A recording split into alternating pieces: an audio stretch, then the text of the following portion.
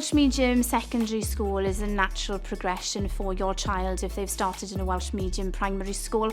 O brofiad personol, mae mynd trwy ysgol gyfrwng Cymraeg yn helpu ac yn hybu ddwyieithrwydd. Mae'n gwella sgiliau bob dydd ac mae'n creu siaradwyr llawer mwy rhugl. Yeah, Welsh Medium Secondary School is really important to the development of any child's language skills and their appreciation of the culture that they've become part of in learning Welsh, in terms of the world of work and what the children are able to do when they're 16, 18, their confidence and their ability to be able to step into jobs where, Welsh language skills are important. There'll be so much more if they've had that extra 5 or 7 years in Welsh medium education.